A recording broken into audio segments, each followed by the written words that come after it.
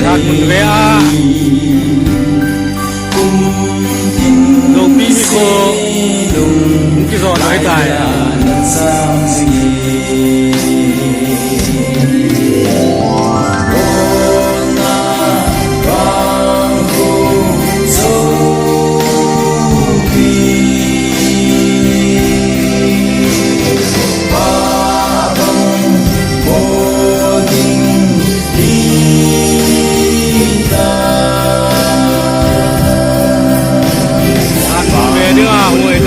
lại tình gian mối liên ta dòng đi vang phút gió ắt đại đắm đêm phù đẹp và khăn áo chân ná cầm lên giam đi thang cầm hơi ắt đại đắm đêm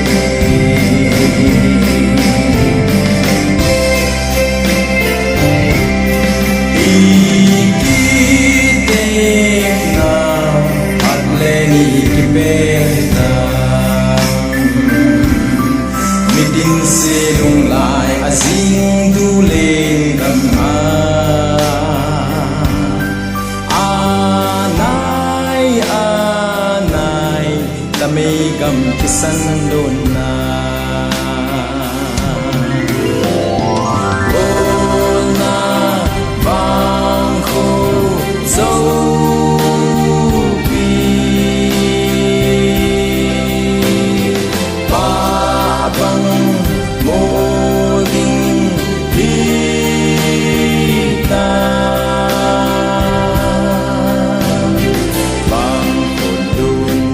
tình gian mố lên ta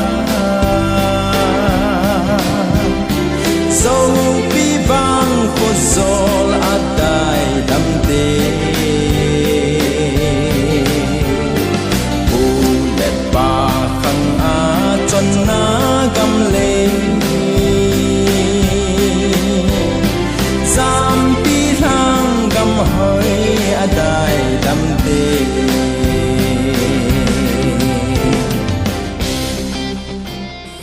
lại chừng làm kiều hi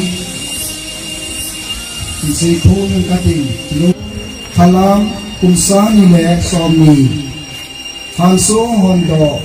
pu hậu cơ hàng sinh Honorable Chairman ADC Kampupi Chairman ADC Kampupi